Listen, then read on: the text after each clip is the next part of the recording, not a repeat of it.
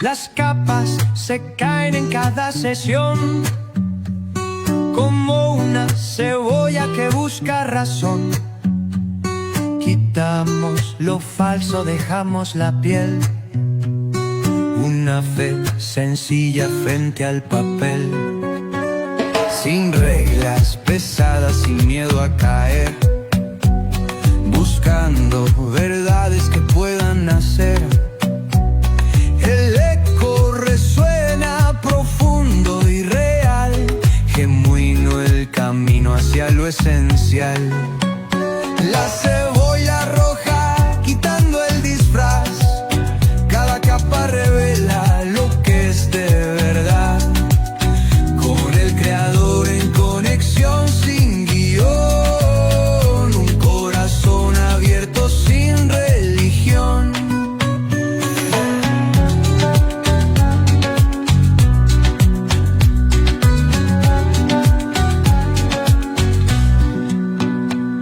Las voces unidas contando su andar, historias que sanan, que hacen pensar.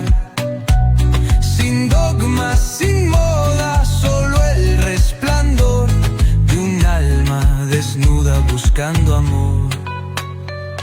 Es fe sin decoros ni estructura oficial, es luz que te alcanza como el mar y el coral. Respiras lo eterno en lo natural, conexión auténtica fuera del ritual.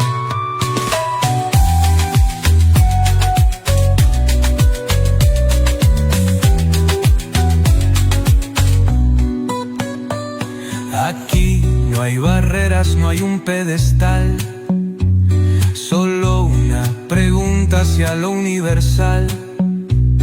¿Qué importa el nombre si sientes latir el pulso divino dentro de ti?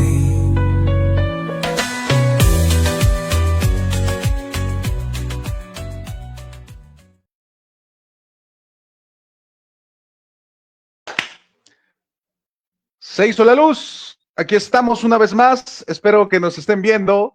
Tenemos ahí un detallito con el StreamYard, pero ya estamos aquí en su programa de cada lunes, por lo menos lo hemos hecho cada lunes de este mes, llevamos un buen récord, así que bienvenidos sean todos a La Cebolla Podcast, un lugar donde intentamos quitarle las capas a la religión para encontrar una fe más sencilla. Y hoy tenemos un tema especial debido a los hechos que han estado aconteciendo en el mundo, todas las noticias que han estado por ahí pululando por todas las redes, todos los noticieros han estado hablando de esto. Y hoy queremos comentar las implicaciones de esto que estamos viviendo y escuchando alrededor del mundo. Pero antes de eso, vamos a darle la bienvenida a la estrella de este programa, el señor Core Casas. Core, ¿cómo estás? Bien, bien, aquí estamos, Dan. Buenas noches a todos los Cebolla Escuchas, a todos los que están ahí ya conectados, ansiosos para ver o escuchar lo que tenemos para decir. No es mucho, pero hoy recibiremos pues una clase magistral de un experto en catolicidad, como lo es Dan. Entonces, aquí, antes de empezar, pues les presento esto que me dijo Dan. Le pregunté desde cuándo era experto en cónclave. A ver, y me contestó lo siguiente. A ver, dale. A ver, ahí se mira. ¿Sí se ve? No sé ¿Qué si es eso, recuerdan. Core? No Dice, sé qué es eso. ¿cuándo te volviste un experto en cónclave? Ya. Anoche. No, ya tiene más días, Entonces, tiene como 4 días que me hice experto. Que me he hecho experto pues en sí, cónclaves. aquí estamos, Dan, en un nuevo episodio. ¿Cómo estás, Dan? ¿Qué tal? Te veo una gran sonrisa, te veo contento. Así es, ¿Qué nos estoy muy cuentas? contento. Ya por fin tenemos al Santo Padre nuevamente, el Señor nos mandó al líder de la iglesia. Estoy bromeando, no me linchen todavía. Pues estamos muy contentos, la verdad es que ha sido una semana muy interesante. Nadie lo vio venir, realmente, de todos los que estaban haciendo por ahí vaticinios, pronósticos de quién podía ser este personaje que iba a tomar el anillo de San Pedro, pues nadie lo vio venir. Creo que fue uno de los menos probables. De hecho, ni siquiera se me pasó por la mente que esta persona pudiera de verdad ser elegido como papa, pero bueno, los caminos del Señor son misteriosos, ¿verdad? ¿Verdad, Core? Pero Así es. bueno, ¿qué opinión te merece esto, Core? ¿Tú cómo estás? ¿Qué tal te has Igual, pasado estos días? ¿Cómo te sientes? bien, aquí estamos, Dan.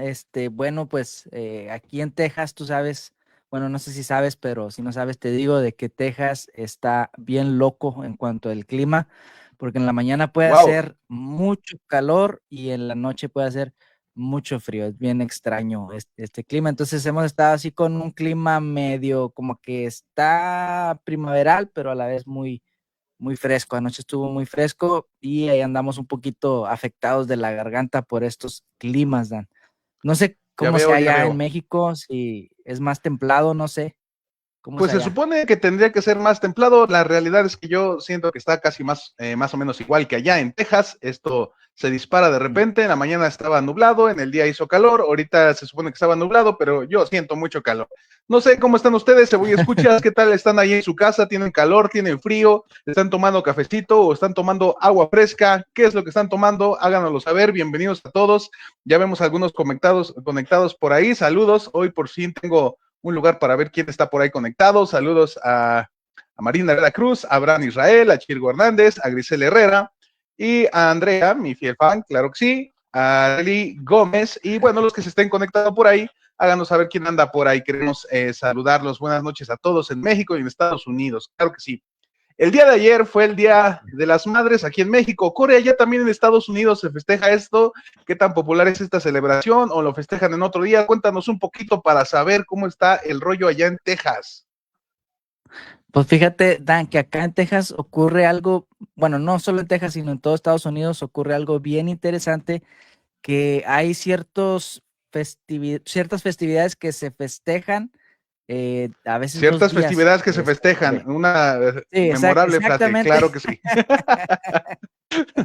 Muy bien. Hay Sí, sí. ciertos festejos ¿Decías? que se llevan a cabo en diferentes días, más bien se festeja doble, lo que es el Día de las Madres, se festeja doble aquí en Estados Unidos, es el 10. Bueno, el hispano o el latino lo festeja el día 10, como en Así México, es. pero aquí se celebra el segundo domingo, si no me equivoco, del mes de mayo.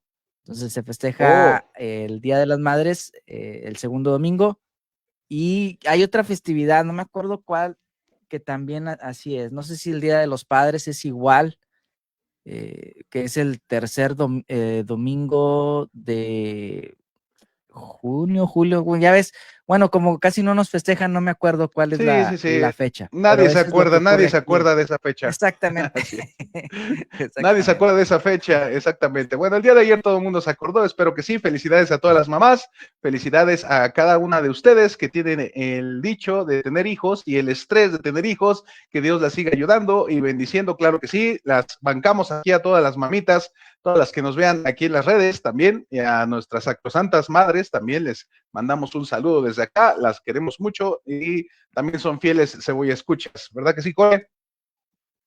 Sí, yo creo que así es. Bueno, ya fuera demasiado de que no nos escucharan nuestras madres. Bueno, se ve que sí quieren a sus hijos, claro que sí. Pues Sí. también acaba de pasar por ahí la batalla de Puebla, ¿no, Core? Me decías que allá esto es muy celebrado en Texas. Aquí a nadie le, Sí, nadie la le, batalla de le Puebla. interesa realmente. Aquí pasa No. muy desapercibido, pero me imagino que allá es otro rollo por lo que he visto, ¿verdad? Sí, aquí se celebra como si fuera el Día de la Independencia, más o menos así, pero en realidad no lo celebra tanto el hispano, es el americano, El como que lo americano, tiene muy sí, presente, no sé por qué, pero sí ellos creen que es el día de nuestra independencia y no tiene nada que sí, ver, sí, o sea, sí. en México no se celebra, al menos el tiempo que yo estuve en México nunca se celebraba, sí se recordaba, pero no se hacía algo así y más interesante como celebrarlo o recordarlo como lo hacen aquí.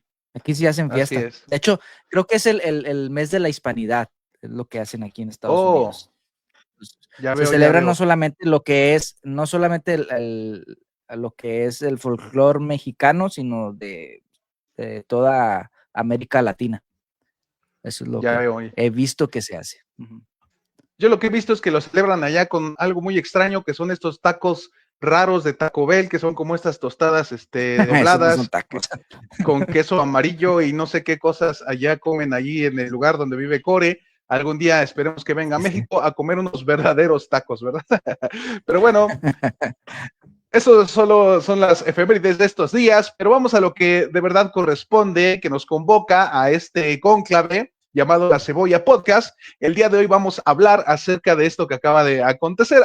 Se ha elegido por fin al nuevo Papa y podemos decir esa frase tan esperada por muchos que fue Habemus Papam. Así es, Habemos papa.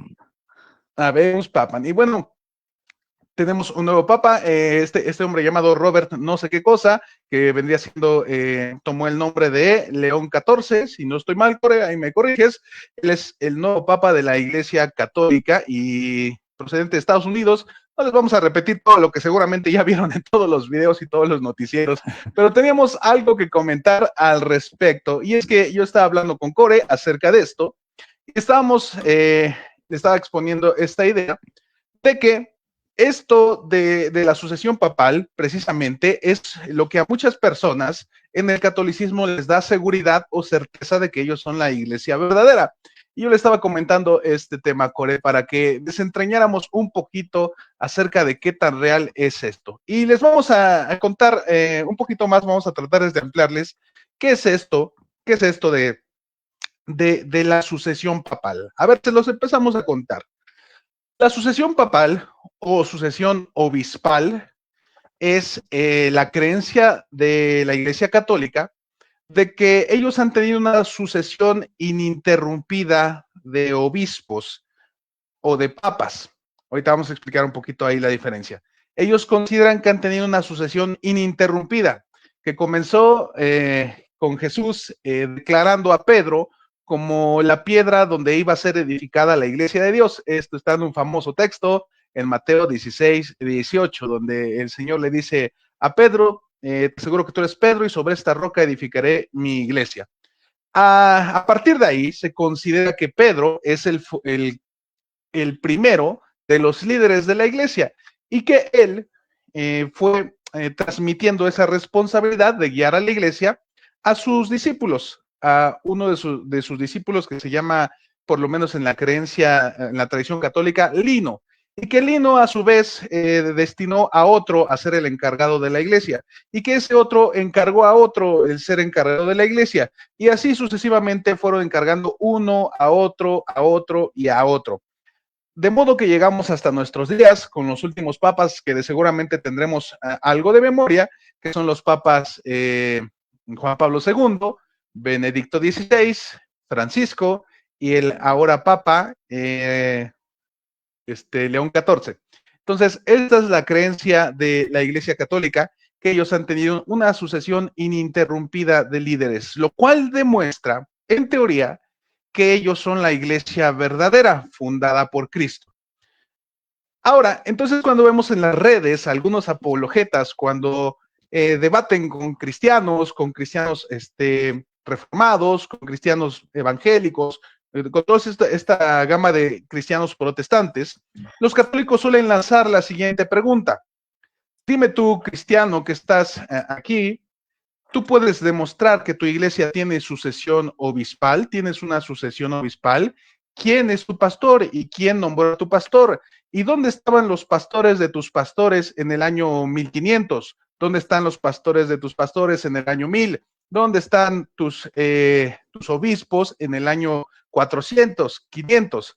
Y esta pregunta, pues obviamente la lanzan con mucha jactancia, ellos pretendiendo decir que ellos son los únicos que tienen esa sucesión ininterrumpida. Por lo tanto, ergo, quien no tenga una sucesión quiere decir que no es la iglesia de Jesucristo, que no es la iglesia que él fundó, porque para que sean la iglesia que Jesús fundó, deben tener la sucesión que viene directamente desde Pedro. Es así, Core, ¿qué opinión te merece esto? ¿Qué añadirías a esto de la sucesión obispal? Está bien explicado así. ¿Tú qué añadirías? Muy bien, Dan. Como te decía, yo no conozco mucho de catolicidad, cómo es que se dan estas cosas ahí en tu iglesia, pero me parece interesante. Entonces, yo preguntaría, Dan, ¿hay manera como de comprobar esto? O sea, de que ha habido una sucesión ininterrumpida a lo largo de la historia, y por qué esto es tan importante así. Eh, ¿Cuál es el punto en esto, Dan? Explícame. Ok, fíjate, precisamente esta pregunta es sumamente importante para validar, digamos, la legitimidad de la iglesia. Por lo menos esto es lo que pretende el católico. Pretende legitimar la iglesia católica como la única iglesia verdadera al, digamos, decirle a los protestantes, ustedes no tienen una iglesia que diga una sucesión obispal, una sucesión de líderes. Entonces, aquí hay varias cosas, Core. La realidad de las cosas es que esta pregunta incomoda a todos los cristianos protestantes, sobre todo los que no tienen, digamos, algún estudio formal o no se han preparado en estas cuestiones de la historia. Es una pregunta bastante incómoda y hay que reconocerlo, porque yo le decía a Core que quisiera que reconociéramos una realidad dentro del cristianismo. La realidad de que en el mundo evangélico, en la gran mayoría del mundo evangélico, aquí no quiero generalizar, sino más bien decir en el sector mayor de la iglesia evangélica, los pastores no tienen una sucesión, no hay quien los haya ungido, no hay quien los haya enviado, no tienen una tradición, no puede rastrear su ascendencia, digamos, de ministerio, más allá de una o dos personas antes de él. Y cierto o no, todos los que lleguen a escuchar este video hagan este ejercicio. ¿Hasta dónde tu pastor puede rastrear quién lo ungió a él? Quiere decir que tu pastor debió ser ungido por otro pastor, otro apóstol, como le quieran llamar en el mundo evangélico, sea el ministerio que sea. Y a ese, ¿quién lo ungió? Y a ese otro, ¿quién lo ungió? Y así, siguiendo la cadenita, ¿quién ungió a los pastores de nuestros pastores? Esta es la pregunta que incomoda a muchos cristianos, a muchos evangélicos, porque ciertamente hay que reconocer que en la actualidad muchos pastores, muchos apóstoles, muchos ministros han sido autonombrados, autoproclamados.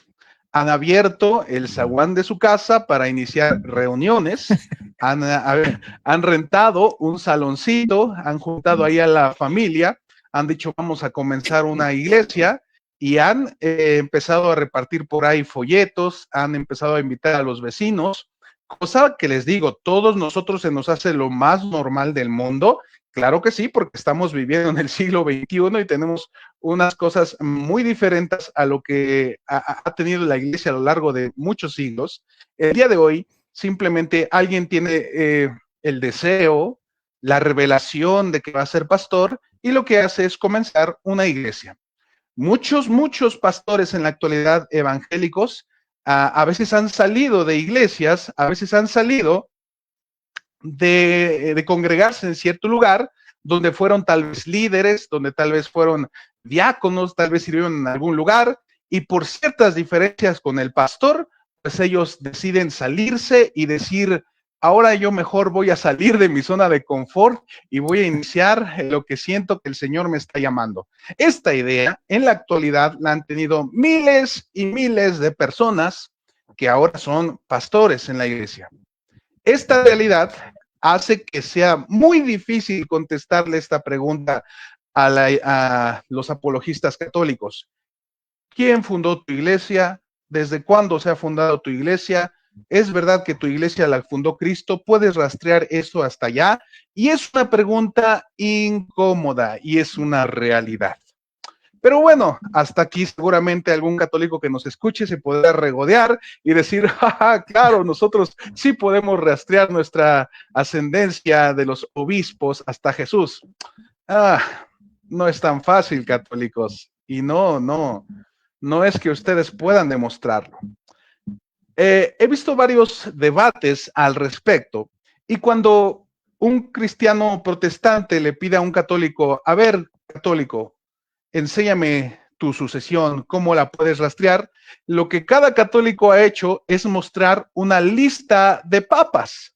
la lista de los papas que la Ajá. Iglesia Católica les ha enseñado el día de hoy, que son los papas de su iglesia, que son alrededor de 260 y tantos. Ahorita no recuerdo el dato concreto. Wow.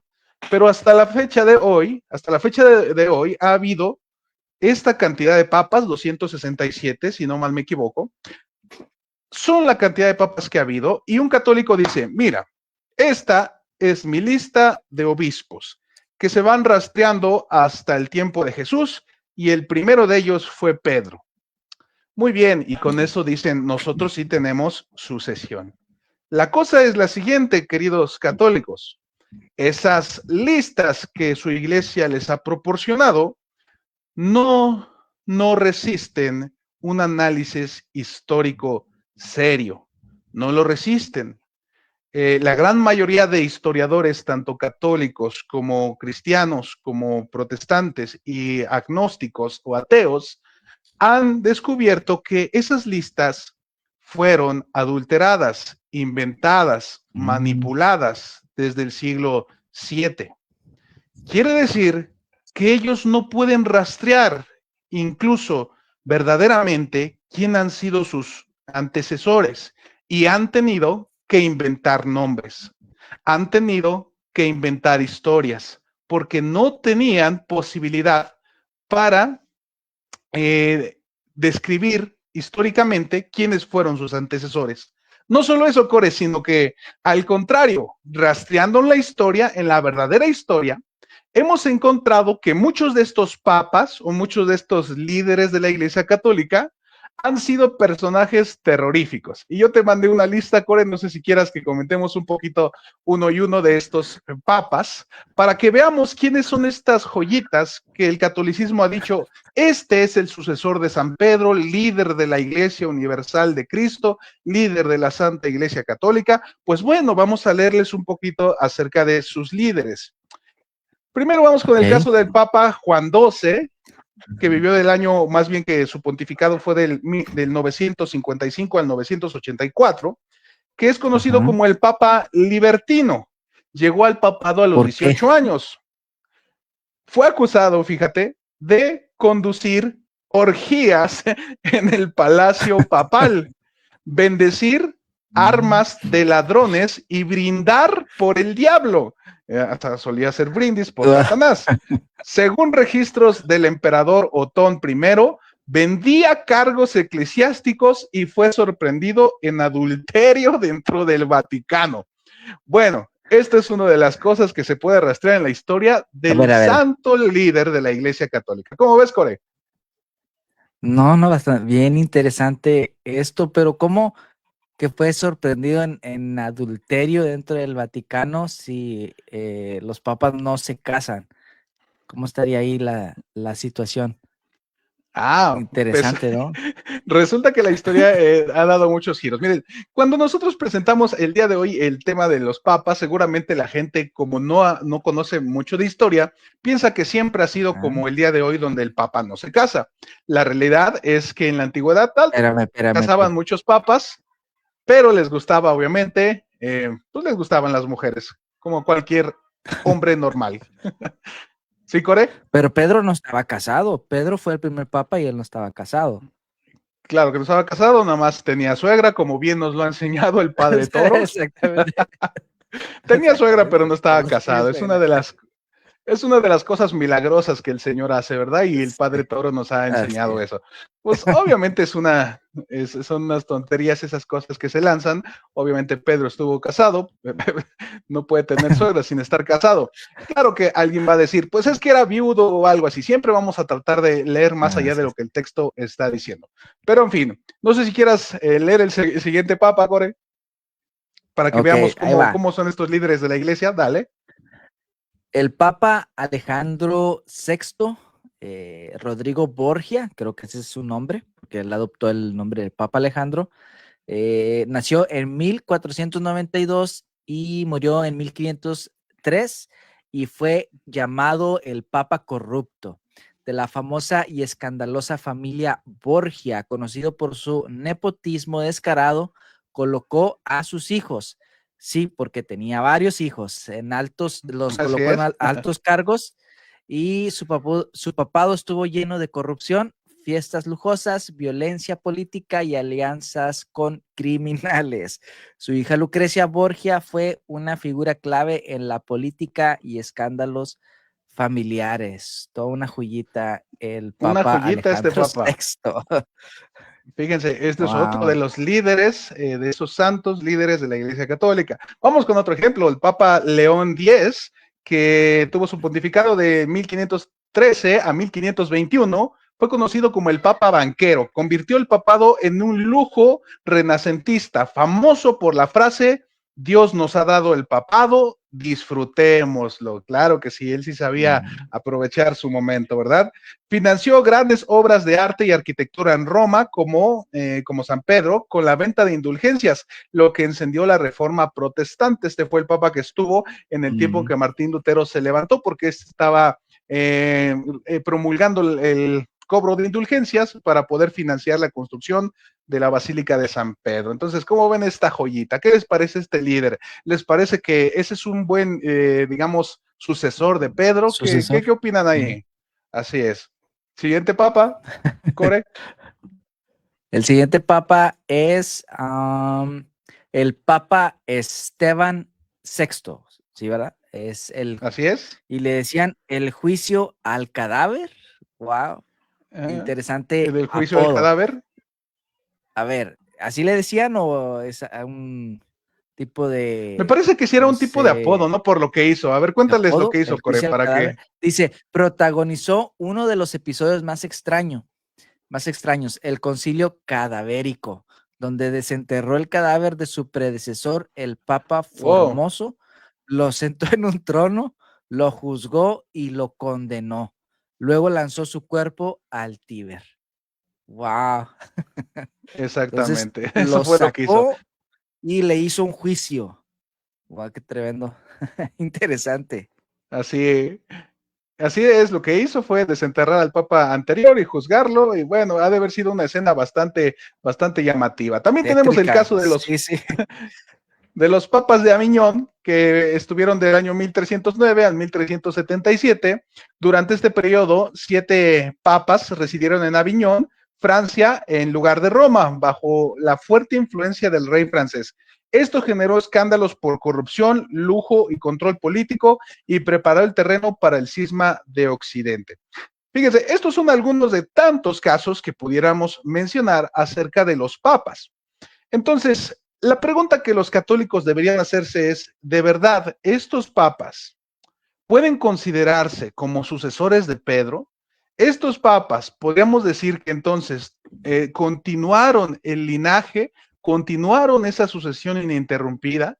De ser así, los católicos tendrían que reconocer que su iglesia ha sido liderada por personajes de lo más pervertidos, por asesinos, por avaros, por fornicarios, por algunos adoradores de Satanás. ¿Realmente la Iglesia Católica puede vivir con esto, digamos, teniendo paz al respecto, sabiendo que su iglesia estuvo liderada por personajes de lo peor?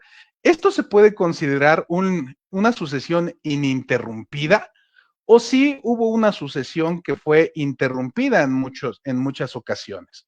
Esto queda simplemente a la lectura de cada católico, porque muchos de ellos, fíjate lo que han dicho, Core, han dicho, sí, Ajá. ellos pueden ser malos, pudieron ser de lo peor, pero de todas maneras, la sucesión nunca se interrumpió.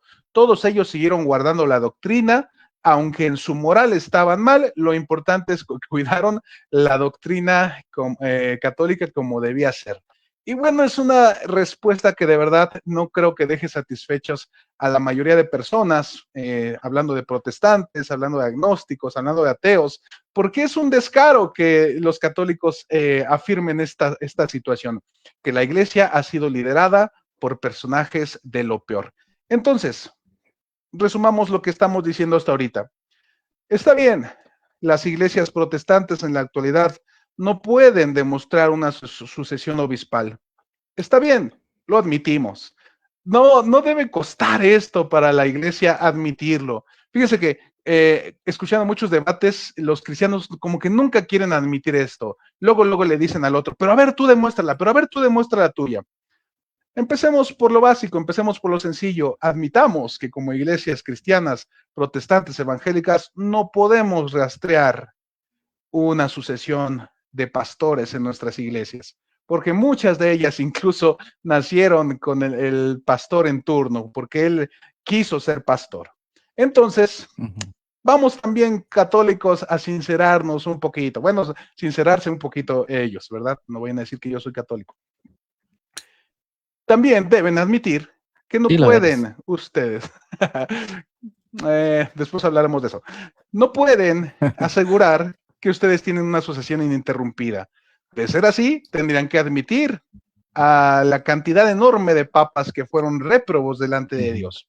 Y también, la verdad es que la historia no les juega a su favor, porque muchos de esas listas fueron inventados, son listas fraudulentas, fueron imposiciones que se fueron quedando en los libros del catolicismo para que las nuevas generaciones creyeran que sí había una lista de esa sucesión, pero no la hay. Hubiera sido bonito que lo hubiere, que hubiese sido realidad, pero no es así. No se puede demostrar esa sucesión obispal. Pero bueno, ¿qué opinión te merece hasta ahorita el tema, Core? Yo tengo muchas cuestiones, muchas dudas, muchas preguntas acerca de el tema, sobre todo esto, o sea, ¿por qué para la iglesia es tan importante esto de la sucesión apostólica? Me imagino porque parte de la autoridad, por decirlo así, que ellos tienen para imponer cosas o quitar cosas, viene de eso, ¿no? O sea, de que el Papa tiene como esa autoridad o es casi la voz de Dios aquí en la tierra, ¿no? Para poner y quitar. Entonces, al seguir esa línea, pues le da mucha autoridad o validez de que ellos son la iglesia que fundó Jesús, ¿verdad? Así es como lo veo, pero con lo que me estás diciendo, pues evidentemente no hay una línea, o sea, no se puede seguir o una seguridad de que hay esa sucesión ininterrumpida y pues como Así muestra de es. que estas personas no eran las mejores personas, ni los más santos, ni el ejemplo mejor, entonces pues no se sigue el argumento no se sigue porque pues estas personas no eran las mejores, pero yo me pregunto, ¿tú crees que hubiera sido buena idea que en la iglesia cristiana o protestante hubiera este seguimiento, o sea, de obispos que sucedieran uno al otro? ¿Crees que fuera buena esa idea o hubiera pasado lo mismo? Porque igual en el protestantismo tenemos nuestras joyitas, o no me lo Así vas a es. negar, o me lo vas a Así es, sí, negar. así es. Pero ¿cómo a quién te refieres? A ver, dime. A ver, dime a quién te refieres, Core, para decirte si sí o no. No, no, no, no. No quiero herir susceptibilidades del protestantismo, pero sí tenemos algunas joyitas o no. Sí, algunos que hicieron cositas, por ejemplo, el mismo Martín Lutero. O sea, no voy a decir que todo lo hizo mal, pero sí, todos sabemos que era un antisemita, o Así no. es. No, así es. ¿Cómo ves, Dan? Definitivamente cada uno de los reformadores y cada etapa del cristianismo que ha tenido a ciertos líderes fuertes, no podemos decir que todos los líderes fueron perfectos. Todos ellos fueron falibles en alguna área, se equivocaron en ciertas cosas, a veces en cuestiones morales, a veces en cuestiones interpretativas, a veces en cuestiones de carácter. Ya saben que ahí tenemos a Juan Calvino quemando personas que no estaban de acuerdo con él. Y Exacto. siempre ha habido este tipo de personas en todos lados. Y hay que admitirlo, en el cristianismo también ha habido, en el protestantismo me estoy refiriendo, y en el catolicismo pues todavía más, porque ellos pues han estado por más tiempo. Esa es la realidad, que no hay una etapa donde digamos que todos los líderes fueron perfectos. Tal vez solo si nos remontáramos al tiempo de Jesús y hasta ahí todavía tenían algunos problemas de carácter, aún los mismos apóstoles. Es una realidad. Y como dices, Core, para ellos es muy importante demostrar o digamos, esta idea de que ellos son la iglesia que tiene tiene esta sucesión ininterrumpida, porque eso los valida. En teoría, ellos se sienten validados con eso. Pero como dijimos, pues no se puede demostrar. Y si quieren aceptar que ha sido esa sucesión ininterrumpida, tendrían que aceptar que su iglesia ha sido dirigida por personajes réprobos en carácter, en moral, etcétera, etcétera. ¿Y sería posible eso? ¿El Espíritu Santo estaba obrando en esas personas, en esos líderes que fueron asesinos, que fueron adúlteros? ¿Es verdad entonces que el Espíritu Santo lideró a través de ellos? Y es una pregunta muy incómoda que ellos tendrían que responder de ser así. Y lo que tú preguntas ahorita, si hubiera sido lo ideal, no sé, Core, la verdad es que yo esto me lo he preguntado varias veces, si hubiese sido lo ideal de que esta sucesión hubiese sido real y hubiese sido perfecta y todos los papas hubiesen sido perfecta, tal vez a todos nos suene que hubiese sido lo mejor para la iglesia, pero la realidad es que la historia es lo que es, no la podemos negar, no podemos cerrar los ojos y pintarnos, digamos, un mundo de color de rosa. La historia es lo que es y la historia nos cuenta cómo fueron los papas y que la Iglesia Católica inventó muchos de los nombres de esta sucesión. Pero yo quisiera ir al inicio de todo, Core. Hoy quisiera contarles a ustedes cómo es que inicia esta idea. Esta idea empieza, como les dije hace un ratito, en Mateo 16:18, donde Jesús le dice a Pedro: te aseguro que tú eres Pedro y sobre esta roca edificaré mi iglesia. Y como ustedes sabrán, Jesús tuvo a sus 12 apóstoles, uno de los cuales traicionó al maestro, traicionó a Jesús. Este apóstol que todos conocemos como el famosísimo Judas Iscariote, pues resulta que tenemos una narración en el libro de Hechos, donde al parecer era necesario que alguien continuara con ese oficio, continuara con lo que el Señor Jesús había expresado, que él quería a sus 12 apóstoles o 12 discípulos. Y quiero leer lo que dice la Biblia precisamente en esos capítulos. Hechos 1, del verso 15 en adelante, dice así: en aquellos días Pedro se levantó en medio de los hermanos. Fíjense, el que se levantó fue Pedro, algo interesante. Y los reunidos eran como 120 en número, y dijo: varones hermanos, era necesario que se cumpliese la escritura, en que el Espíritu Santo habló antes por boca de David acerca de Judas, que fue guía de los que de los que prendieron a Jesús. Era contado con nosotros y tenía parte en este ministerio. Este, pues, con el salario de su iniquidad, adquirió un campo y cayendo de cabeza, se reventó por la mitad y todas sus entrañas se derramaron. Es necesario, pues, que de estos hombres que han estado juntos con nosotros todo el tiempo que el Señor Jesús entraba y salía entre nosotros, comenzando desde el bautismo de Juan hasta el día en que de entre vosotros fue recibido arriba, uno se ha hecho testigo con nosotros de su resurrección. Y señalaron a dos: a José llamado Barsabás, que tenía por sobrenombre Justo, y a Matías, y orando dijeron: tú, Señor, que conoces los corazones de todos, muestra cuál de estos dos has escogido para que tome la parte de este ministerio y apostolado, del cual cayó Judas por transgresión para irse a su propio lugar, y les echaron suertes, y la suerte cayó sobre Matías, y fue contado con los 11 apóstoles. Entonces, en la Biblia tenemos esta narración que tiene varias cosas interesantes que quisiera preguntarte tu opinión, Core. Aquí los católicos dicen que se ve claramente que el líder de la iglesia era Pedro, porque Pedro era el que se le ocurrió esto, o por lo menos el que se le vino el pensamiento de reemplazar a Judas, a este Judas que había traicionado a Jesús. Pedro es el que se levanta y dice: es necesario que alguien más sea hecho testigo junto con nosotros. La cosa es, Core, que aquí los católicos ven claramente que Pedro es el jefe absoluto de la iglesia.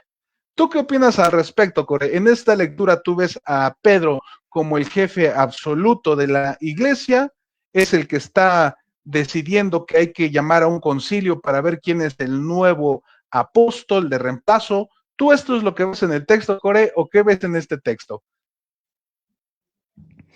Pues es que sí hay diferentes pasajes donde muestran como un cierto liderazgo de Pedro, pero eso no significa que Pedro sea el que más importaba dentro del grupo de los apóstoles, porque si bien a Pedro se le muestra haciendo cosas muy interesantes, como por ejemplo decir, cuando menciona a Jesús, ¿quién creen los hombres que soy yo? Y Pedro aparentemente es el que, bueno, ahí dice que es el que contesta, tú eres el El Cristo, el Hijo Cristo, del el Hijo Dios del Dios viviente. viviente.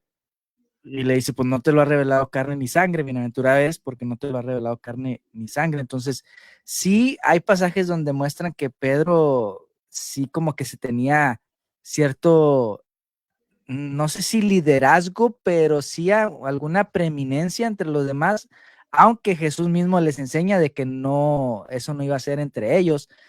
Pero si es así, también podemos ver que Pedro cometió varias cosas que no son muy honrosas, como cuando le dice, no, Señor mío, no hagas esto contigo. ¿Qué es lo que le contestó Jesús? Apártate de Aléjate de mí, mí, Satanás. Así Satanás. es. Aléjate de mí, Satanás. Entonces, eh, no creo que sea como un buen argumento para decir que él es el que iba a liderar toda la iglesia. Al menos no lo veo en las escrituras. ¿O tú cómo lo ves, Dan? ¿Cómo Mira, ves esto de Pedro? así A es. ver, Miren, divaguemos explícanos. un poquito en este asunto de Pedro, porque la realidad es que cada uno lee la Biblia ya con sus anteojos, de lo cual ha aprendido desde niño. Cada uno cuando empieza a leer ciertos textos, ya lo lee uno en la clave en que fue enseñado. Entonces, cuando un católico lee esta clase de textos como las que mencionas, no puede dejar de ver a Pedro como el sucesor que Jesús dejó aquí en la tierra, como el primero de los apóstoles, como el más importante. No pueden dejar de verlo así. Sin embargo, si esto se lo presentáramos a una persona que no ha sido adoctrinada en ninguna religión, en la confesión católica o protestante, si lo pudiera leer una persona con ojos totalmente neutros, lo más posible es que vea en las narraciones de Pedro simplemente una persona que era muy perspicaz, que siempre tendía en su carácter a ser de los que hablan primero, porque esa era simplemente su forma de ser. Seguramente ustedes conocerán a alguien en ese lugar donde ustedes estén, en iglesias, que siempre hay alguien que está hablando, que siempre hay alguien que está opinando, que siempre hay alguien que también la está regando, porque es el que más opiniones da, más ideas tiene, más cosas se le vienen a la mente, porque esa es su personalidad, como también ser como un líder nato, es una realidad. Y aquí vamos a ser totalmente sinceros, por lo menos yo quiero ser totalmente sincero. Yo sí veo un liderazgo de Pedro sobre los demás apóstoles, pero no veo un liderazgo que le haya sido dado por Jesús, sino veo que en su personalidad él es una de esas personas que tienden a ser los primeros en opinar, aunque él no termina tomando las decisiones, porque lo vamos a ver en el libro de Hechos, si ustedes lo leen todo completo, van a ver que Pedro no es el que termina decidiendo las cosas, sino es el primero en expresar ideas, es el primero en decir qué cree que se debe hacer, o es el primero en empezar a predicar, lo cual está bien, pero eso no se sigue a que él sea el líder de todos, porque Jesús lo nombró líder de todos. Si uno lee estos pasajes con ojos neutros, simplemente vamos a ver que Pedro es una de estas personas que son de los que hablan primero, expresan sus ideas, dicen qué es lo que creen que hay que hacer, pero siempre lo somete a la opinión de los demás. Y esto lo podemos ver en las escrituras. Si nosotros leemos textos siguientes acerca de el primer concilio que hubo en Jerusalén, en el libro de Hechos precisamente, veremos que Pedro no es el que toma la decisión final, sino que lo somete a Santiago, lo somete también a Juan. También veremos que en el libro de Gálatas se menciona, Pablo expresa que la iglesia tenía 3 columnas, que precisamente eran Pedro, Santiago y Juan. Eran las 3 columnas de la iglesia, eran los 3 que más estuvieron con Jesús. Y si hubiese rastro de alguien que fuese, digamos, el de más preeminencia en la Biblia, en los relatos de Hechos y las cartas, tal vez sería Santiago el que tiene más autoridad sobre los apóstoles. Y este texto simplemente también nos llama a otro tema, la necesidad de que hubiese alguien más que reemplazara a Judas, que se completara el número 12. Pero aquí viene otro tema muy sabroso, Corey. Quisiera tu opinión al respecto. Yo sé que tú sabes de este tema también. Yo te pregunto, Corey, ¿crees que hizo bien Pedro en elegir, en guiar esta elección para que el pueblo, los discípulos de aquí fueron los que eligieron? Ellos oran al Señor para que el Señor les dirija y dice que la suerte cayó sobre Matías.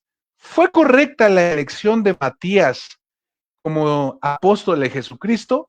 No sé, Corey, si tú habías escuchado alguna vez que esto fue un error por parte de los apóstoles, porque este fue, digamos, el apóstol que decidieron ellos como hombres, como en su afán de querer apresurar los procesos de Dios.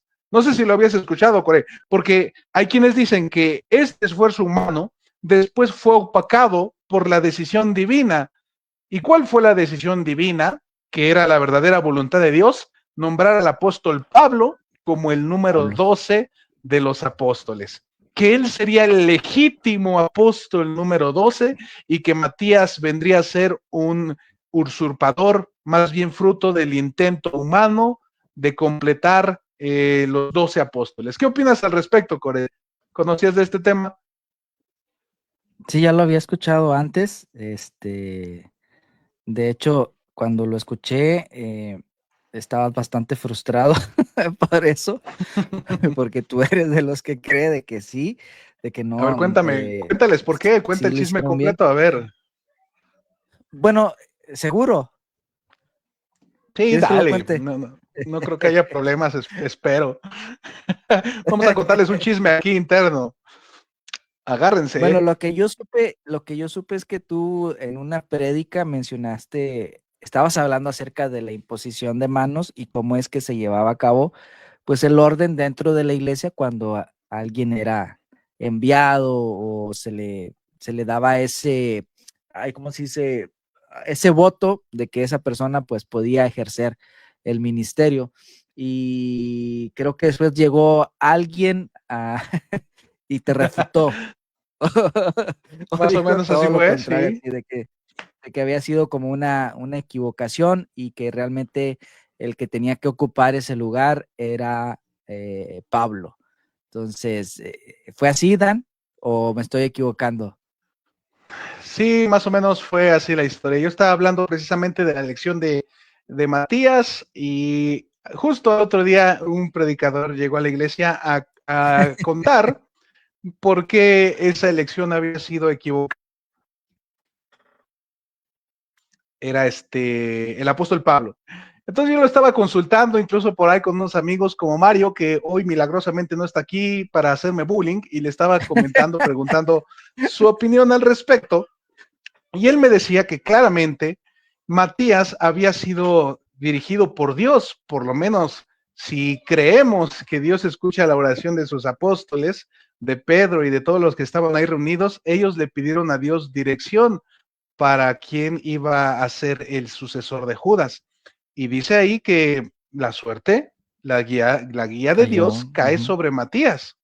Entonces, Sí, que claramente fue un designio divino que fuera Matías. Y entonces Pablo sería el apóstol número 13. El 13 que es un número muy, muy peculiar. El 13 que tiene que ver con esto que ya tiene que ver fuera de Israel, porque los 12 apóstoles representaban a Israel y es el curioso caso de Pablo, que él no es un apóstol que esté enfocado adentro de Israel, de las 12 tribus, sino afuera de las 12 tribus. Por eso es conocido como el apóstol a los gentiles, pero no podríamos negar que ambos fueron elegidos por Dios. Sin embargo, yo he escuchado también la réplica de algunos que dicen, si es verdad que Matías fue elegido apóstol de parte de Dios, ¿por qué es que ya no se vuelve a escuchar nada importante acerca de Matías en el Nuevo Testamento? ¿Tú qué responderías a eso, Core?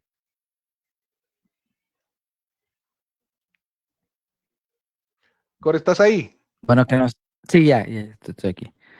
Bueno, que no se mencione no quiere decir que no haya sido importante. Hay otros apóstoles que casi no se menciona de ellos, pero no con eso quiere decir que no hayan sido importantes o que no hayan hecho una labor dentro de lo que era establecer pues el reino de Dios y seguir con lo que Jesús les había encomendado. Bueno, no, esa es mi respuesta. No sé qué piensas, Dan. Si estoy mal o corrígeme. ¿Qué No, crees? yo ¿por qué te voy a tener que corregir? Es tu opinión y está muy bien. Y aquí validamos todas las opiniones.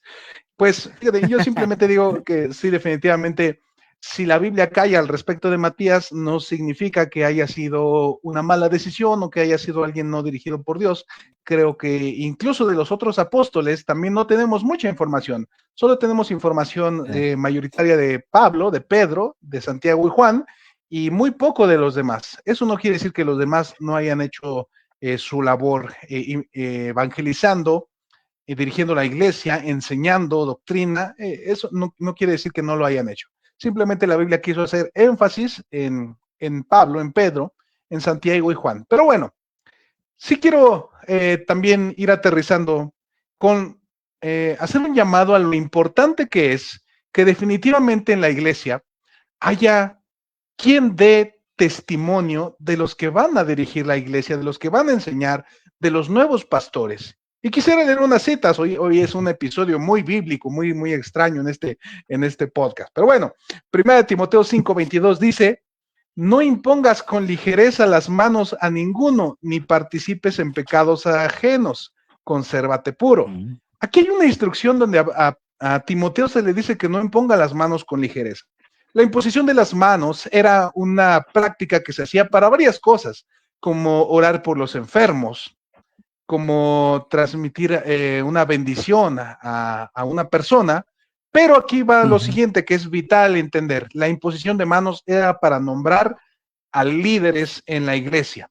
Entonces, cuando el apóstol Pablo le dice a Timoteo, no impongas las manos con ligereza, es que está reconociendo que hay que tener cuidado de a quién se nombra líder, de a quién va a seguir en la sucesión de la enseñanza, de la doctrina, quiénes van a ser los nuevos líderes, los nuevos obispos, los nuevos ancianos. Hay que tener cuidado porque si uno impone las manos con ligereza puede ser partícipe de pecados ajenos. Quiere decir, si tú mandas a liderar una iglesia a una persona que no está apta, que no es apta moralmente, que no es apta para enseñar, que no es apta para eso, tú estás incurriendo también en participar de sus errores y de sus pecados. Bueno, hablándole a los pastores, a los obispos, ellos serían culpables de eso. Por eso es importante no imponer las manos con ligereza.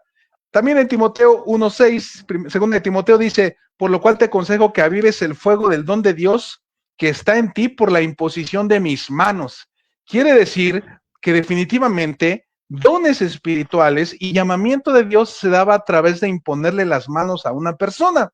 Por eso es bien importante no hacerlo con ligereza, porque le estás transmitiendo un cargo, una responsabilidad, un don a alguien. Y cuando tú le impones las manos, pues lo estás echando al ruedo. Por lo tanto, hay que tener en cuenta eso, porque uno está transmitiendo el don de Dios. También el llamado de Dios se le impone a alguien cuando se le imponen las manos. Por eso es bien necesario tener cuidado con eso. Y por último, leo en Mateo 20:25 al 26, lo que para mí es muy importante entender de por qué creo que el obispo de Roma, el Papa, no puede ser considerado un legítimo sucesor ni de Pedro ni de Jesús, porque Jesús, quien fue el que fundó la iglesia, dejó las siguientes palabras. Entonces Jesús llamándolos dijo: sabéis que los gobernantes de las naciones se enseñorean de ellas, y los que son grandes ejercen sobre ellas potestad. Mas entre vosotros no será así, sino que el que quiera hacerse grande entre vosotros será vuestro servidor. Entonces, hay que analizar con calma, ver, comparar cómo han sido los papas a lo largo de la historia. Ellos no han estado para servir al pueblo. La gran mayoría de ellos se han servido de la iglesia, se han servido del poder, han hecho alianzas políticas, se han proclamado jefes de estados, se han proclamado los jefes de los reyes, a los cuales aún los reyes tenían que someterse. No han servido a la gente, no han servido a la iglesia de Cristo en su gran mayoría, porque aquí no quiero decir que todos, pero en su gran mayoría los papas han sido todo lo contrario a lo que Jesús quiso de sus apóstoles. Entonces, concluyo con esto, este tema. No se puede rastrear una sucesión ininterrumpida, fue adulterada, fueron nombres inventados, muchos de los que sí se conoce su historia fueron personas perversas, fueron personas malas, y de los que han estado, que tal vez no han incurrido en escándalos, ciertamente no han hecho lo que Jesús les dijo, que era servir a las personas, sino que se han servido de las personas. Entonces, entre tantos otros motivos que otros apologistas cristianos han expresado en cientos y cientos de videos, de libros, de documentos, etcétera, etcétera, esta sería mi pequeña aportación de por qué creemos que no se puede sostener una sucesión obispal. Otra de las cosas que les critican a los católicos es que cuando les hablan de sucesión obispal, ellos lo único que tienen es esta lista de papas que ya dijimos que está manipulada. Pero cuando les preguntan, ¿y tienes la sucesión de tu cura, de tu sacerdote, de tu obispo local?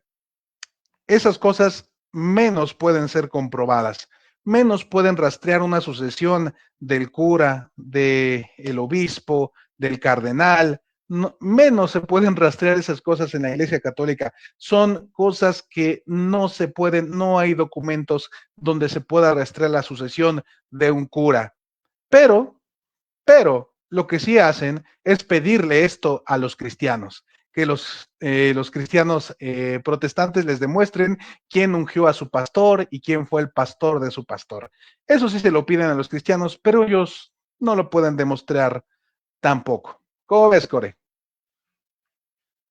Me parece excelente y estoy aprendiendo mucho de tus tradiciones. Nada más repitiendo un poquito lo que estabas hablando acerca de la imposición de manos, que también me parece bastante interesante, y es esto, el de la importancia del testimonio de la persona, porque, o sea, si los discípulos impusieron las manos sobre Matías, o sea, le estaban dando ese visto bueno de que él estaba capacitado, o sea, ellos estaban validándolo a Matías. Estaban validando tanto que era un ministro aprobado, o sea, y que era alguien que moralmente, o sea, estaba guardando los mandamientos, estaba comportándose como debería, y eso por parte de Matías, pero también los que lo están validando tenían que tener cierto testimonio. Entonces es bien interesante esto de la imposición de manos, por eso entiendo cuando dice que no te dejes imponer, o más bien no impongas las manos con ligereza, pero yo creo que también es importante el no dejarse imponer las manos así por cualquier persona, porque lo que estás diciendo es de que tú te estás dejando imponer las manos y estás aceptando la condición en la que está la otra persona. ¿Qué tal si es Jonathan Mesa el que te está imponiendo las manos? Entonces tú estás diciendo, ¡Qué sí, que bendición! está bien, o sea, que exactamente, qué bendición.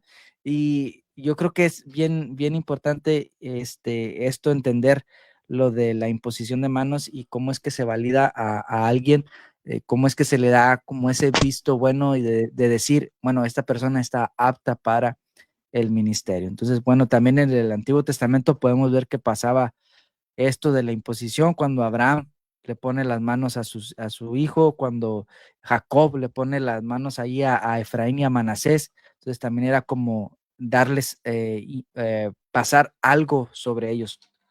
Entonces, qué importante esto.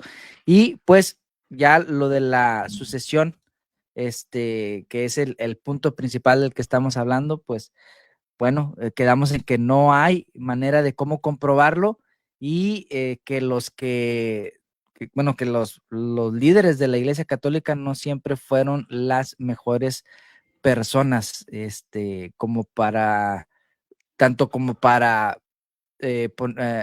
habilitar a otros para el ministerio, como para que ellos fueran de confianza, para creerles de que ellos tenían esa capacidad de decir quién estaba aprobado y quién no. No sé si se entiende. A lo mejor Sí, revolví sí, un poco claro. las cosas.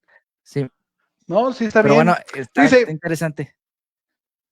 sí, Sí. Yo quisiera invitar a nuestro público, el día de hoy tenemos algunos conectados ahí. Tú que lo estás viendo, dinos, quisiera que nos cuentes, ¿tú crees que en la iglesia cristiana, las iglesias cristianas, hemos hecho bien hasta ahora en nombrando a los líderes que tenemos el día de hoy en las diferentes iglesias?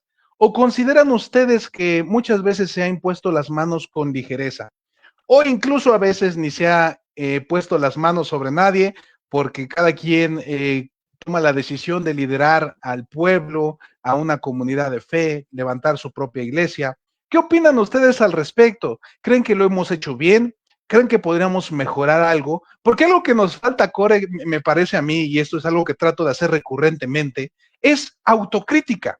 Necesitamos criticarnos, vernos cómo estamos haciendo las cosas, porque desgraciadamente a veces somos como los católicos, nos enseguecemos de decir, no, yo estoy bien, mi iglesia está bien, todo lo que hacemos lo hacemos bien, mi líder está bien, y así desgraciadamente yo veo que hay muchos cristianos que no se han tomado el tiempo de considerar estas cosas. Lo hemos hecho bien nosotros como iglesias cristianas, como iglesias protestantes, como iglesias evangélicas.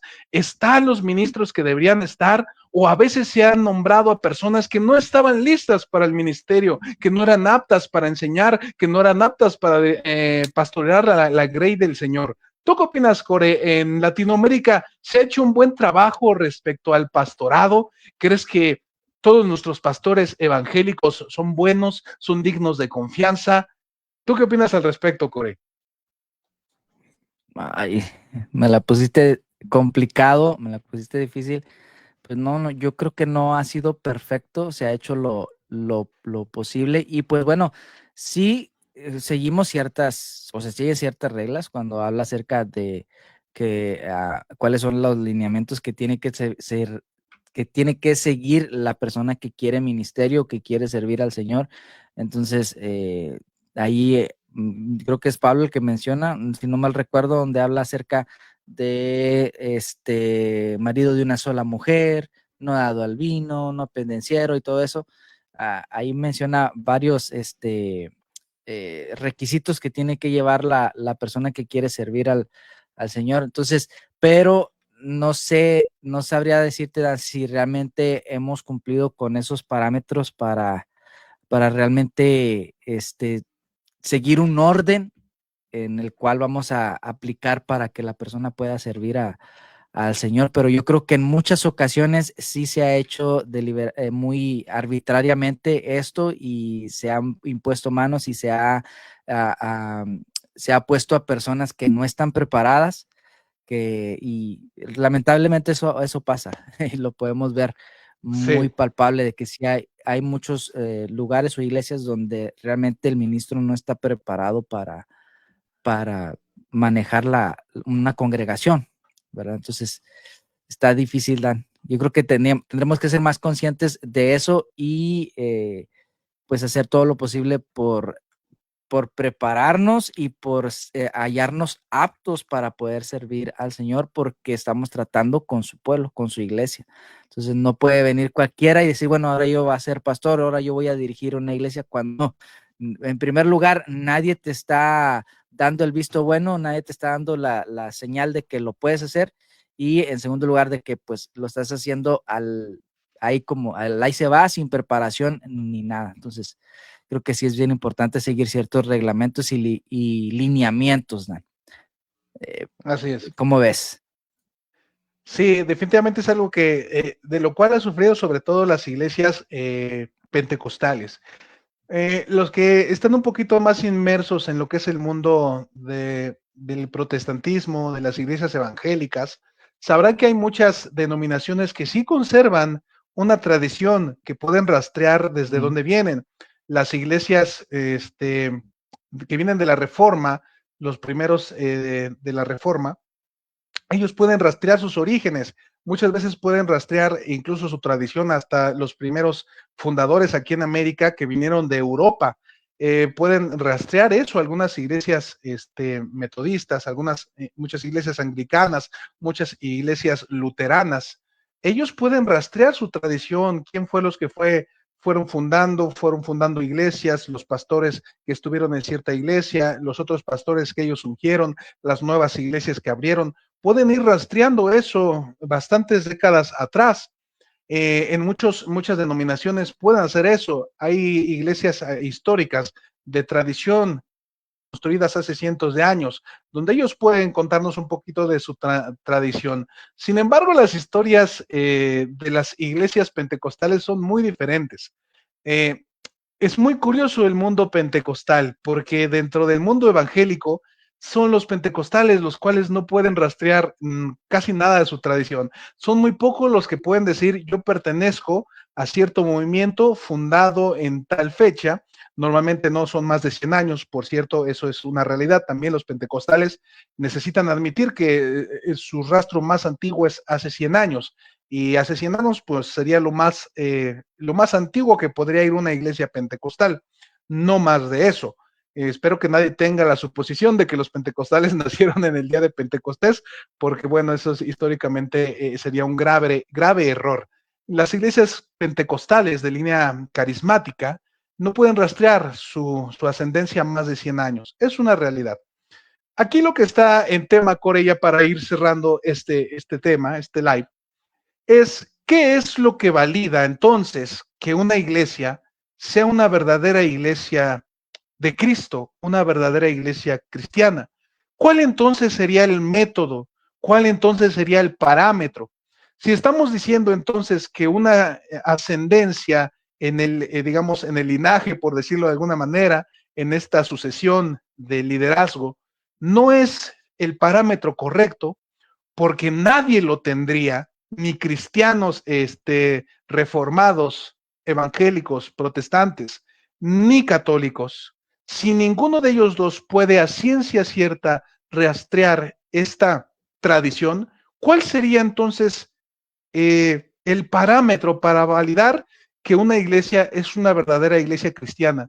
Yo voy a cerrar con mi opinión al respecto, que no solo es que sea mía, sino es realmente la postura también de muchos cristianos a lo largo de la historia, que lo que valida que una iglesia sea verdaderamente cristiana no es los años de fundación o el rastro de los que los enviaron, porque nadie lo puede tener, sino la doctrina, la enseñanza, la creencia, que esas personas crean lo que creían los apóstoles, enseñen lo que enseñaban los apóstoles, tengan la fe de los primeros cristianos, tengan esto como algo vital en su creencia, creer lo que ellos creían, porque ahí se cumpliría también, sería un símil con lo que también la Biblia nos enseña, que no es hijo de Abraham aquel el que lo es de sangre, sino el que lo es por la fe. Mismo carácter de validación podría funcionar aquí, podría valer aquí. No es porque tú seas miembro o cuentes con la membresía de una iglesia que pueda rastrear a sus fundadores. No es eso lo que te valida como cristiano, sino que tú seas por la fe hijo de Dios, sino que seas de verdad en tu corazón hijo de Dios, nacido de nuevo, llamado al evangelio, llamado a servir a Dios, que hayas cambiado tu vida, que estés sirviendo a Cristo y conociendo más de Cristo. Esto sería el verdadero parámetro de validación, porque no hay en la Biblia un registro que nos diga que conoceríamos a los verdaderos por su genealogía o por su sucesión, sino que la Biblia nos dice que a los verdaderos se les conoce por sus frutos. Por los frutos es porque se conoce a los que verdaderamente son hijos de Dios y creyentes de Jesucristo. ¿Cómo ves, Core? Muy bien, Dan, muy bien. Yo lo que podría agregar es esto de que, pues, la iglesia verdadera es aquella que obedece a todo lo que está escrito, a todo lo que Jesús nos enseñó, y pues haciendo memoria a lo que dice en Lucas, ahí en el pasaje de el camino de Maús, cuando les dice, lo voy a leer, dice, ay, Perdón, se Dale, me dale, perdió. yo sé que puedes, sé que puedes. Bueno, les hablaba acerca de cómo todo estaba escrito en las escrituras acerca de él, dice, y comenzando desde Moisés, siguiendo por todos los profetas, les declaraba en todas las escrituras lo que de él decían. Entonces, pues una iglesia, las características de una iglesia es esto, o sea, una iglesia verdadera es que sigue los mandamientos, que guarda lo que está en la palabra y se comporta conforme a lo que está escrito, o sea, que realmente se deja guiar por los valores del reino y pues hace lo que Jesús nos enseñó. Dice Jesús le dijo a sus discípulos que él iba a enviar al Espíritu Santo, al Consolador, y él les iba a recordar todo lo que él les había enseñado. Entonces, quizás nosotros no estamos ahí, no somos aquellos que recibieron directamente de Jesús el mensaje, pero igual quedó escrito y el Espíritu Santo es el que nos da testimonio. Entonces yo creo que estos parámetros son bien importantes para reconocer si una iglesia realmente se alinea a lo que Jesús estableció desde un principio. ¿Cómo ves, Dan? Así es, pues yo concuerdo contigo y estamos ahí en el mismo canal. Estamos cerrando este live, no sé si quieras mandar algunos saludos, Core, de algunos comentarios que nos Claro que hayan sí, hecho. claro que sí, aquí hay algunos saludos. Están aquí desde tempranito, desde que iniciamos. Dice Shirgo Hernández, con cambios de temperatura muy drásticos. Así es, aquí Texas es un lugar donde hay cambios de temperatura. No sé si Shirgo es de México y me está diciendo que también en México hay esos cambios, pero bueno, Sí, es de por acá, cuídense también mucho de eso. está haciendo así. Sí, cuídense mucho de esos cambios, no se confíen. Andrea Herrera dice, hola, mis cebollines y cebolla escuchas. Bueno, un saludo a Andrea, fiel fan de Dan. Aquí está Giselle, bueno, no nos deja mensaje, pero hace acto de presencia. Los Borgia, Daniel López dice, los Borgia. Dice Marina Herrera Cruz, los católicos no tienen nada de qué sentirse orgullosos, ¿ok? Muy Así es. bien. Marina Herrera dice nuevamente, es muy peligroso cuando alguien se autonombra. Son gente que no se deja corregir y no han sido forzados. Yo creo que quiso decir forjados, Formados, ¿verdad? ¿no? Formados o Formados o forjados, algo así. forjados. Tal vez formados. Y sí, es bastante peligroso cuando una persona se levanta. Y lo hemos visto mucho en muchos ejemplos, como el pastor de Dan, Jonathan Mesa. Dice Marina Herrera, dice nuevamente, es verdad, la sucesión papal no se puede comprobar. Así es, no se puede comprobar. Nuevamente Marina nos dice, es vergonzoso, pero es la iglesia cristiana. Hay hombres que aman el reconocimiento, pero gracias a Dios también hay hombres que aman y temen a Dios y aman de verdad al rebaño. Así es, tenemos Así es, así muchos es. ejemplos de pastores que realmente se dan por las ovejas, ¿verdad? Entonces, hay de los otros casos, pero yo creo que hay más pastores que realmente hacen esa labor bien abnegada y que se dan por el rebaño.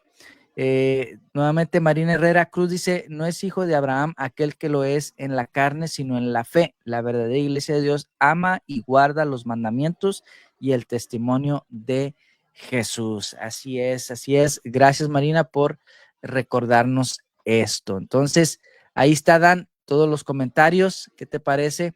¿Qué piensas que Así va a es. pasar? Unas últimas palabras, ¿qué va a pasar con el Papa León XIII? ¿Qué piensas que es lo que nos espera con él? ¿Va a ser Pues bueno? ¿Va a ser malo? ¿Va a apoyar valores del reino? ¿No va a apoyarlos? ¿Cómo ves, Dan? ¿Qué te parece? Pues mira, yo estoy, la verdad, intrigado, porque no era para nada lo que yo me esperaba que iba a pasar. Tenía otros candidatos, digamos, ya, que digamos, si hubieran sido, realmente hubiera sido mucho más drástico el cambio en la iglesia, o donde se hubiera digamos, alborotado más el gallinero de ahí del Vaticano y todo lo que es el catolicismo, pero la verdad, siento que eligieron a un papa muy gris, como que no tiene tanto sabor, o sea, no Muy, tiene tanto, muy digamos, desabrido. muy desabrido, como que ahí no le veo realmente que vaya a ser un cambio muy fuerte. Sin embargo, lo que Ajá. pues se ve es que va a ser un pontificado largo. Bueno, por lo menos está joven, esperemos que Está joven. no le vayan a hacer nada o que no vaya a pasar algo por ahí o una enfermedad de Así es. repente muy rápida y fulminante, porque la verdad se ve que esto va para largo. Es uno de los papas Mm. más jóvenes, bueno, de las personas, de los cardenales más jóvenes que había en la lista. Por lo tanto, se ve que va para largo. Por lo menos tenemos papa para unos 12, 13, hasta 15 años. Así que no sé qué le Ujú. depare. Siento que está un poquito gris esto. Lo único que me llama la atención aquí es que es de Estados Unidos. Y ahorita Estados Unidos Sí. está en boca de todo el mundo por lo de Trump. Y ahora tenemos un papa Ujú. también de Estados Unidos. O sea, Estados Unidos está tomando una, digamos, un lugar en el mundo muy interesante de lo que va a pasar. No creo que sea algo bueno para Estados Unidos realmente. Y ahora con lo del Papa, no sé, se va a poner ahí medio extraña la situación. Yo veo al Papa, a este Papa que escogieron, como precisamente como lo pronosticamos, un Papa a la mitad. Ni es tan progresista ni Mm. es tan conservador. Está muy ahí en ese balance, justo como todo lo pudimos vaticinar, está ahí en medio tratando de mediar de los dos lados. Así que no sé, no sé, se me ocurre que va a ser un pontificado un poco aburrido, pero ya veremos qué nos depara el destino con este nuevo papa. No sé, ¿cómo ves tú, Core? Mm. Pues sí, sí, lo que pasa es que nadie lo esperaba, no, o sea, fue de improviso, o sea, nadie, realmente ni sabía yo que había un papa o un candidato de Estados Unidos, ni en cuenta, pero pues ha De dado hecho yo unas sí sabía, declaraciones muy interesantes. Ajá, pero que dime. estaba el otro candidato de Estados Unidos, uno gordito, que ese sí era más amigo de Donald Ajá. Trump. Entonces yo, en todo caso, Ah, pues pensé en él, pero no se me ocurrió tampoco que iba a ser de Estados Unidos. Así que está muy extraño esto. ¿Pero qué ibas a decir, Core? sí. No, o sea, lo que iba a decir es de que dio unas declaraciones y sí le tiró a los medios de comunicación de amarillistas y por lo que se vio o se escuchó en el mensaje, es que sí va a defender, bueno, al menos trae esa idea un poquito más conservadora, pero como tú dices, sí se ve un poco gris, como que no termina de convencer, pero a la vez sí se ve más conservador que liberal. Pero no sé, vamos a ver qué pasa más adelante. Sí, como te digo, dio ahí unas declaraciones acerca de la prensa, de que eran bastante amarillistas y hizo un llamado a defender el evangelio. Y algo bien interesante que habló acerca de la retórica, de saber cómo dominar la retórica ante estos desafíos de los medios de comunicación, porque sí, como que los medios de comunicación están sobre él, porque sí lo notan, bueno, al menos que no se alinea a los parámetros que ellos quieren establecer. Pero bueno, hay que ver qué pasa, Dan, porque sí, como tú dices, como que es bastante gris su postura. Pero Así bueno, es. el tiempo dirá. Así es, ya Dios dirá cómo irá pintando esto, pero por lo mientras, el día de hoy esto es todo, así que vámonos a descansar. Muchas gracias a los que se conectaron. El día de hoy tal vez no tuvimos tanto hate ahí en las redes, nos gusta cuando hay mucho hate, cuando nos están tirando. Pero bueno, nos vemos en el próximo episodio de La Cebolla Podcast, que tengan una buena noche, que descansen y que Dios esté con todos y cada uno de ustedes. La misa ha terminado, pueden ir en paz. Chao, chao. Y en modo particular a mi querida diócesis de Chiclayo en el Perú.